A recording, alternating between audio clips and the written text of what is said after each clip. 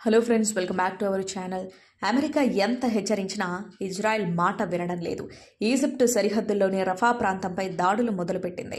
Hamas ఉగ్రవాదులకు ఇదే స్థావరమని ఎప్పటి నుంచో చెబుతుంది ఇజ్రాయెల్. ఖచ్చితంగా హమాస్ని అంతమొందిస్తామని శపథం చేసింది. అప్పటి వరకు ఈ దాడులు ఆగవని తేల్చి చెప్పింది. ఇప్పటికే రఫాని పూర్తిగా ఆక్రమించుకున్న ఇజ్రాయెల్ అక్కడ బాంబుల వర్షం కురిపిస్తుంది. యుద్ధాన్ని తీవ్రతరం చేస్తే తమ దేశం నుంచి ఆయుధాల సరఫరాని నిలిపివేస్తామని బైడెన్ హెచ్చరించారు. అయినా ఇజ్రాయెల్ ప్రధాని నెతన్యాహు లెక్కలు చేయలేదు. పూర్తి సమాచారం తెలుసుకునేందుకు వీడియోను స్కిప్ చేయకుండా ఎండ్ వరకు చూడండి. ప్రస్తుతానికి రఫా పరిస్థితి గందరగోళంగా తయారైంది. దాడుల్లో భవనాలు ధ్వంసమైపోయాయి. 12 మంది ప్రాణాలు కోల్పోయారు. వీళ్లలో మహిళలు, చిన్నారులున్నారు. మృతుల్లో ఆల్ ముజాహిదీన్ గ్రూప్కి చెందిన ఓ సీనియర్ కమాండర్ కూడా ఉన్నట్లు స్థానిక మీడియా వెల్లడించింది. మరో అధికారి కుటుంబము మృతి చెందినట్టు తెలిపింది.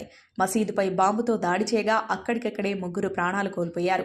మరికొందరు తీవ్రంగా గాయపడ్డారు. పాలస్తీనా మిలిటెంట్ గ్రూప్స్, ఇస్లామిక్ జిహాద్ ఈ దాడులపై స్పందించాయి. ఇజ్రాయెల్ దాడులకు తాము ప్రతీకార దాడులు చేస్తున్నట్లు స్పష్టం చేశాయి. ఇజ్రాయెల్ యుద్ధ ట్యాంకులను ధ్వంసం చేసినట్టు చెప్పాయి. గాజా సరిహద్దు వద్ద ఇజ్రాయెల్ దాడులు మొదలుపెట్టినప్పటి నుంచి ఇక్కడి పౌరులంతా రఫాకి వలస వెళ్లారు. అక్కడైతే సేఫ్గా ఉండొచ్చని భావించారు. కానీ ఇప్పుడు ఇక్కడ కూడా యుద్ధ వాతావరణం చుట్టుముట్టడం వాళ్ళని ఆందోళనకు గురిచేస్తుంది.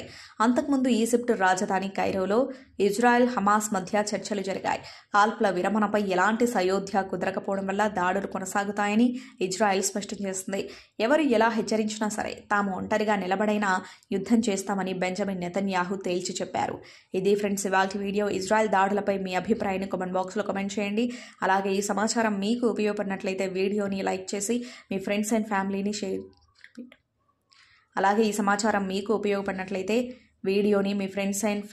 షేర్ చేసి ఇలాంటి మరిన్ని లేటెస్ట్ అప్డేట్స్ కోసం ఛానల్ని సబ్స్క్రైబ్ చేసుకుని పక్కన ఉన్న బెల్ ఐకాన్ని క్లిక్ చేయండి. ఇలా చేయడం ద్వారా మేము పెట్టే కొత్త వీడియోలను మీరు నోటిఫికేషన్ల రూపంలో చూడవచ్చు. Thank you for watching.